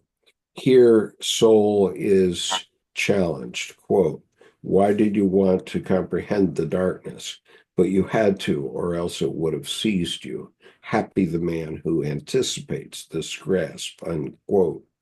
The same Jeremiah soul laments, quote, I perish on a dung heap, and, quote, a dog mindlessly lifts his leg over me, unquote, and he, quote, curses the hour of his birth, unquote, knowing the horrors, quote, born between feces and urine, and Augustinian and Yeatsian admission. Yet he draws on the Hebraic understanding of the happy man, the psalmist's um, Beatus Vir, who knows he is, quote, entirely unable to live without evil, unquote, and he recognizes that, quote, happy is he who can be a hermit in his own desert, unquote. a final destination for his questing soul. Like many contemporaries after the moderating rationality of the Enlightenment enterprise had supposedly calmed fevered souls, Jung was left hungry and cold. He repeatedly affirms his discontent with the merely scientific, the exclusively intellectual, being slave to explanations, usefulness, and meaning. He says he had become a victim of my thinking. I choke on my own knowledge. Faith in logos, the saving word, reason and feeling, for him was shattered. Yet he was profoundly discomforted by the demand to do without meaning, unquote, and, quote, have my joy of explaining taken away, mansplaining, by the way, unquote. Yep. How many of us men find joy in mansplaining? We're doing it right now. Not in several groups because of it. So, you know. Yeah, more than most, he recognized the longing that made humans cry for the word, which has only one meaning and no other, so that you escape boundless ambiguity. Who have to find satisfaction in the words that oscillate between nonsense and supreme meaning, to entrust myself, to confusion. And yet he must also obey an irresistible urge toward forbidden knowledge. In this disorientating epistemological condition, he is called to waiting. Yet I wait without knowing what for, fated paradoxically to be on the lookout for things unseen and to be faithful to unopenable and unsayable symbols. In the final scrutinies, after the peril he has endured, Jung acknowledges that it is not too difficult to cite a theory to explain my experience and join it to the already known. But being satisfied on intellectual terms alone does not satisfy or remove even the smallest part of the knowledge that I have experienced. That I have experienced the God. I have experienced the God. I recognize the God by the unalterableness of the experience. I cannot help but recognize him, but by this experience, but still he resists. I do not want to believe it. It is a sickness from which but I can't turn the page, must heal ourselves. The culmination of all his inner trials is the realization that, quote, God is our heaviest wound, unquote. It's interesting. I wrote down two things in the margins from this page. Yeah. Go ahead. And interesting, I think the third thing, God is our heaviest wound. God is the universe. It's like we have to acknowledge life and not be ashamed of that as a wound. So in a sense, getting beyond that, into that birth, between feces and urine, this birth, I wrote down, birth is the only baptism necessary. And then you're in life. But then I also wrote down mansplaining and incessant thinking out loud are both toxic word salads, and I know I learned that the hard way. But it's interesting because I think my choice of those three is that birth is the only baptism necessary, because breath is prayer, Alan Watts kind of life affirming spirituality without having to talk about spirituality. It's where life itself is the blessing. Okay, I want to stop here because the next thing she goes on to, we've been talking about incandescence. And next thing she's going to be talking about is shutter. And this is a pretty long essay. And I think we might have covered some key points here today. And we probably have at least one more day of reading from this essay to talk about. And I'd just add, I think, to that Yeah, it's important to transcend the concept of divinity as a wound. yeah, And Chiron comes to mind. And also, Chiron was kind of sent to military school by Kronos, aka his dad Saturn, for drunken carousing and all this other stuff, all these intensities. So in this sense, it's kind of the devil card in the tarot. But then came back to temperance. Learn Latin, learn Greek, learn all the intellectual things, learn art, learn sport. And so I think that transcending the concept of the wound, quote unquote, is a shameful original sin idea that we don't need. And so I think you starting out before with the Pennsylvania Dutch, and buttons are too prideful. It's like, wow, the different scales of strata of, if I'm talking to someone and I say, oh, well, shame is, it needs to walk the plank. Well, I better not be talking to a Pennsylvania Dutch person, because they'll like cover the place even where there aren't any buttons. It's like, yeah. Well, they still use hooks and eyes, they'll and cover the hooks and eyes though, because that might be too prideful, right, and the funny thing is that up in Lancaster County, the Pennsylvania Dutch will be riding down the highway with their horse and wagon, right? And Right. a big danger sign on the back of their horse and wagon. And they say, well, we don't use any modern things. Well, that horse and wagon was a modern thing at some point, Yep. right? And so you're simply denying the fact that human beings have changed. Yeah. Right. Well, it's I saw it's like it was a skit. There are these two like teenage boys, and their car broke down, and this Amish teenage boy pulls up in the black carriage, and I said, well, you need a ride? So they're like, sure. So they get in and they're talking about this, that, and the other, and they're like messing around with each other, and it's a little off color, but it was funny because the the Amish said, "Oh, that sounds like pictures of your mother," and and the kid looks at him and goes, "What are you talking about? You don't have technology. How do you have pictures of my mother?" He goes, "Oh, I get them through the mail." And it's just the consummate three teenage boys playing catch as catch can. It's just picking on each other back and forth. And but it was interesting because that came out of nowhere, and but it was hilarious because it came out of nowhere. So it's a surprise you kind of humor. Yeah. Well, so we're about to see where our fate leads.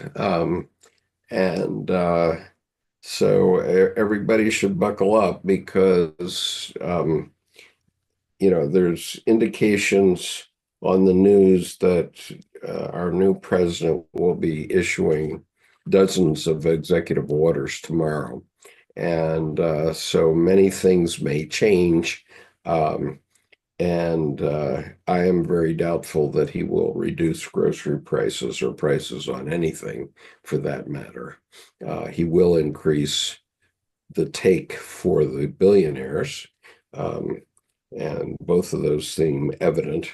Um, and that's our fate because Well, he's convinced enough of our countrymen to think that he can do those things. and I'm talking into this to me, dignity and difference to keep inspecting what I expect, because Right. I have to say, as staying as an observer throughout this whole circus, I'm not gonna make any predictions. And I laugh. Yeah, and I agree with that entirely because we are, we are, many people are, let's say, making their judgment based on one man. And the reality is that this administration is going to be a whole bunch of people, and they use this one man to get them into power. Okay. And,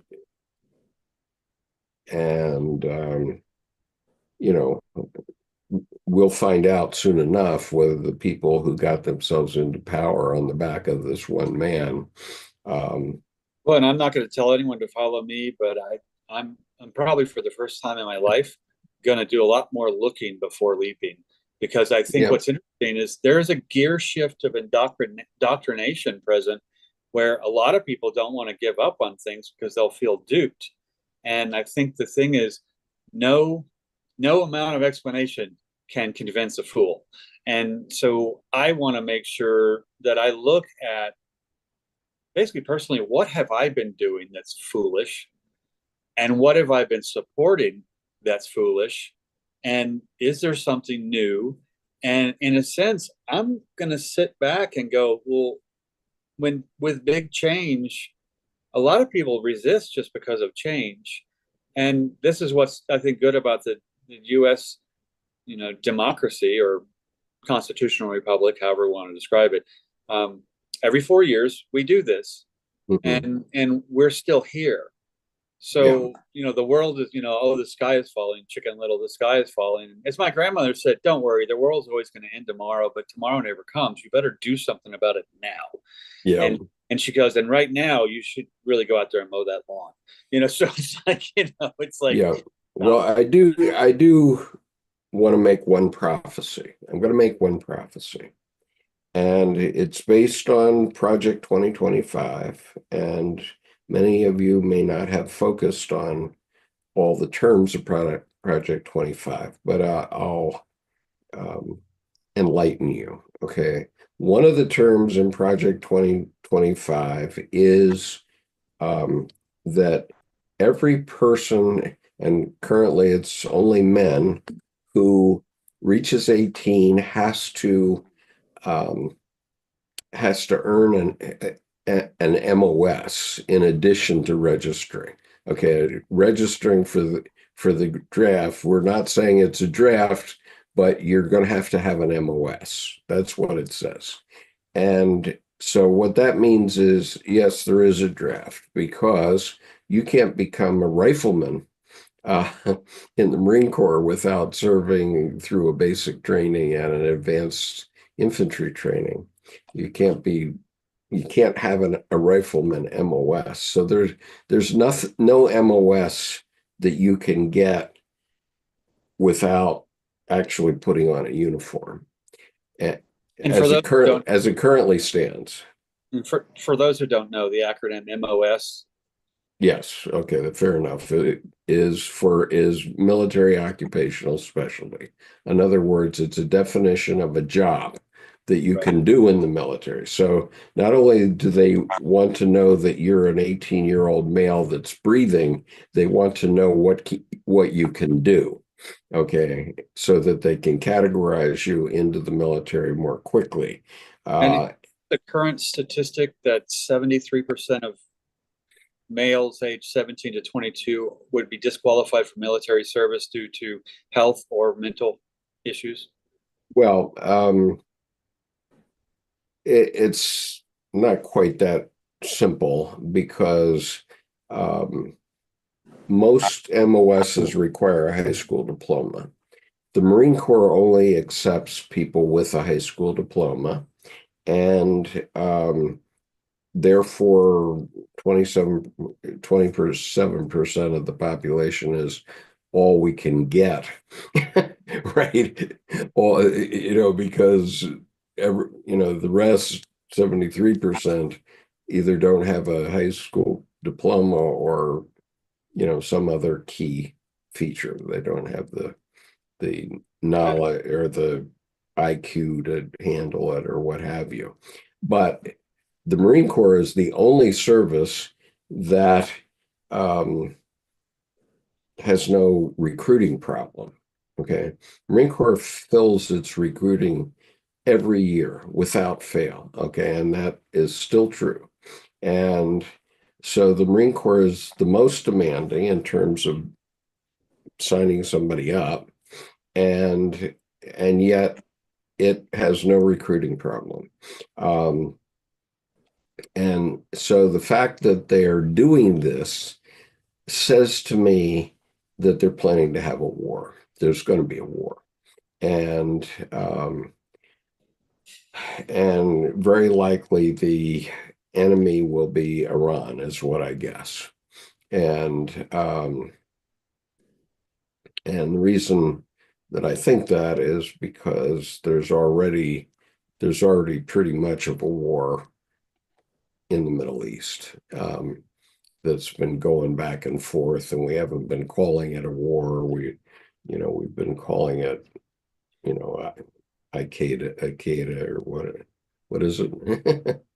Al Qaeda, is it? Al Qaeda, right? We've been calling it Al Qaeda, or So, I mean, is this chapter 256 of the Forever War? I mean, how many yeah, months have the sure it is. 17? Sure it is.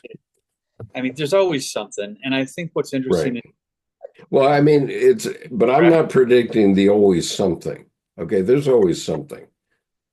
When I was at the National War College in the 80s, there were 65 wars going on in the world between different people.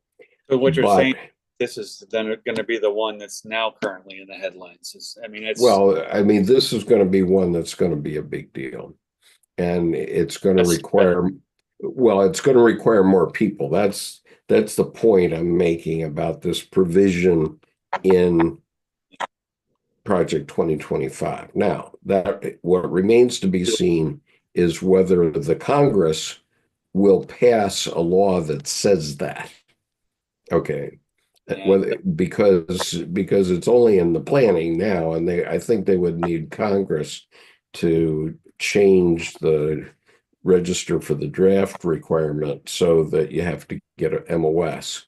And they might sneak it through. They want one big, beautiful bill. If not they with that, get, not with AI anymore. That whole 1,500-page thing. Oh, we have to do this by the end of the day, and then all of a sudden, let's just feed it to AI and look at the raises that came out. And it's like one of those. What's cool? The one thing I think to me really cool about AI is the quick cliff notes you get of what's in there. That basically Sesame Street. Which one doesn't look like all the rest of them? What's been snuck in there, and you can get an itemized report. And I think it's too. If there's another big war, I think that's just really too bad. I mean, what is it? Peace isn't profitable, and healthy people aren't profitable. So make people sick and then go get them killed. yep, right. And so, I'm glad I don't have to have one of those anyway. Anyway, yeah, we can be thankful that we're not 18 anymore. well, But then I did have several MOSs. So I couldn't stomach all these theatrics, all the drama. I yeah, mean, everyone being led around by the nose. Anyway, I'm right. But the implications of what I've said is that if they are in effect going to reinstitute the draft, which is what I'm saying, right. uh, we are going to have a repeat of the 60s, because um, there will be people that are fighting against it, who don't want to return to the draft, Right. and Well, and and who we'll don't, have a lot of demonstrations, which is what we had in the 60s over the draft, quote unquote. and Uh, people who just don't want to go to war. I mean, yeah, to that's me, right. I mean, I laugh. There was a physical altercation a week and a half ago. I was out on someone's farm, and there's one guy who's a little bit petulant, and he tripped over something, so he's embarrassed, and then he just decided he was going to take it out on me, and right up in my face, yelling and screaming, and oh, you want to throw and all this, and I laughed. I said, I don't see a need for violence. I see the need for minor landscaping and to trench in a cable. down to about 3 inches, so no one trips on it anymore. Wouldn't want you to get hurt. And strangest thing, and I said, and you're the property manager on this property, aren't you? And he goes, I said, well, so you make the rules. And the strangest thing, out of nowhere, he goes, no, no, no, Mother Goddess makes the rules. And I said, oh, then you enforce them on her behalf. And he flew off the handle, but he was right up here.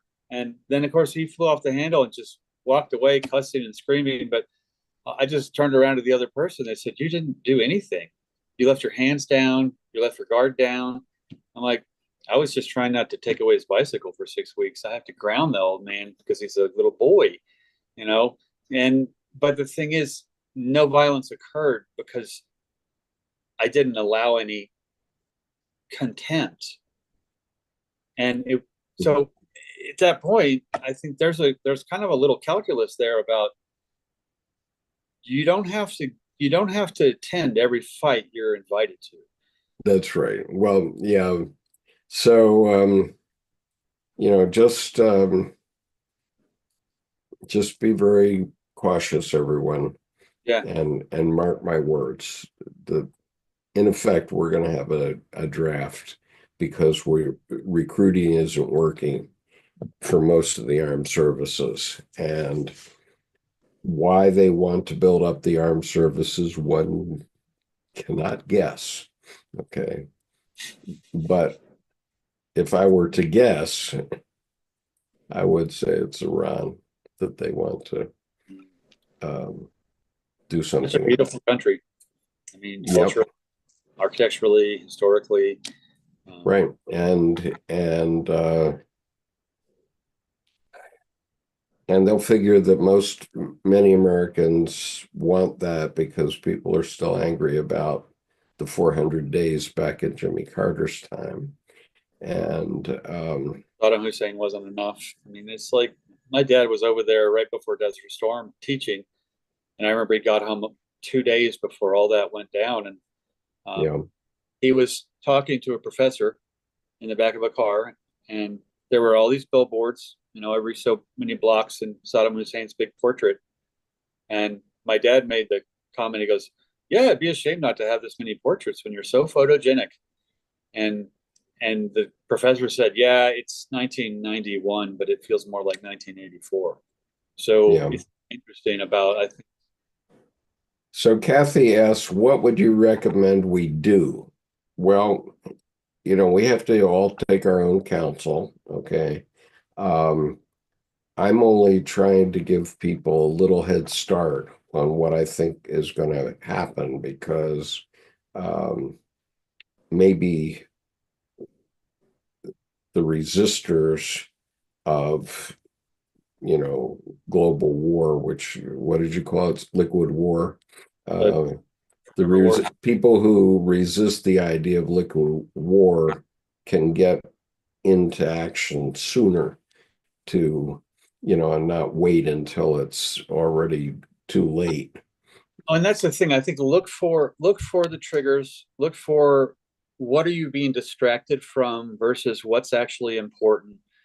And be mindful of bread and circuses because they're distractions. And I think what's interesting is there's a potential if, like you said, if we don't get blindsided and surprised where we have to react and we don't have the ability to respond, there's a potential actually to increase the currency of value in our system rather than just get agitated and have another skirmish on the preschool playground. So I appreciate that you said, the heads up, and honestly, heads up in life so that I got blindsided, but here's the thing, it was happening. Okay, so the question is, and this is something Jung did talk about, is where does prophecy come from? Okay, and prophecy comes from the past. In other words, you can only prophesy if you know the past. Okay, and of course there's the old saw that those who don't understand the past will have to relive it. And I think that there's very likely probability that we'll be reliving the 60s in some form very soon.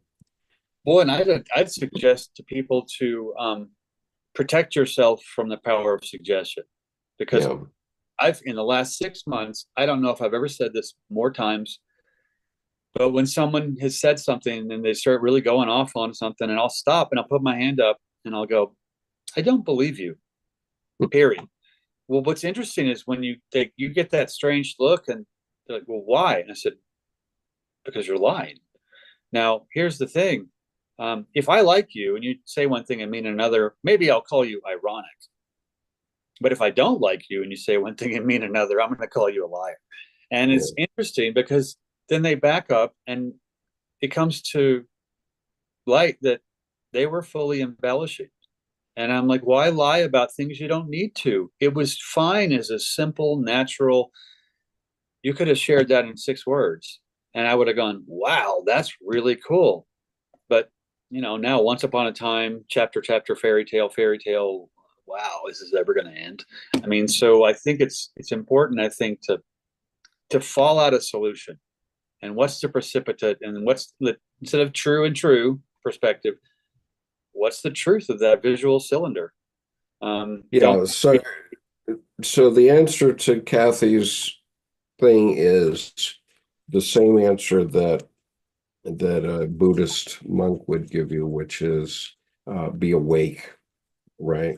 Be nice. awake. Let's be aware that Yeah, fair. something like this may start coming down the pike. Yeah. And And if it doesn't, it's not a waste of time. Then you can put those energies somewhere else, but you're not absolutely. going to get. So I'm not saying do anything. I'm Yeah, only saying be awake. yeah, because then Uh, you don't get bullied off course of no path. I mean, yeah, disappearing. You can keep living your life. right. Still reminds me Don't, of my grandmother. The world's always going yeah, to end for someone tomorrow, yeah. but you go mow the lawn now. I mean, Yeah, and I would expect this is going to be very unpopular, as they know, and so they're going to sneak it into some legislation. I think very likely it'll be sneaked into the big one bill that Trump wants them to pass, and most legislators will not want to make a big deal about it because it'll be one of 250 deals that are happening in the big bill. And so it'll just get in place, and we'll see. Let's see. it's funny, constitutional law purism. It's like, well, why don't we have just one thing per bill instead of this sneaky chess Right. checkers game of who's going to checkmate who's going to miss. Yeah. Because Meanwhile, there are things that are like, trying to get our goat, but they are not changed that easily. And one of those is birthright citizenship. Birthright citizenship is in the Constitution of the United States, which all these people are going to swear to.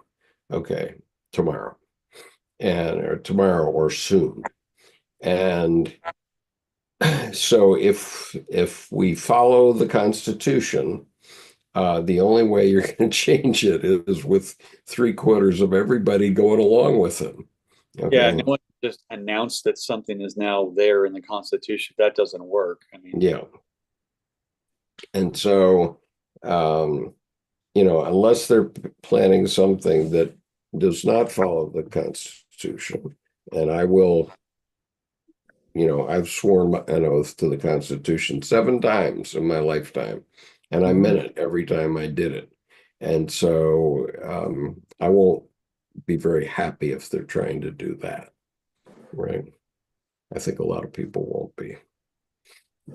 I think 3 million people who work for the Defense Department have also sworn oaths to the Constitution, the same oath, and um, and most of them will be very not happy if there's disregard for it. I'll well, and leave I it think at that. I think we can't have disregard for it without 3/4 of the population saying we're going to disregard and modify. So I think that now it's not just verbal. This gets down to brass tacks, Yeah. where the Constitution is unable to be modified without that whole ratification process of that many people. And if it is disregarded, that's aristocratic and autocratic, not democratic. So, I think we've got a lot of things there on the table. I mean, that's a pretty loaded up piece. And so be prepared. Yeah. I like the 2 words, So be prepared. be awake, I just want to be awake. So peace, everyone. We'll see you next week. We'll finish up with this essay.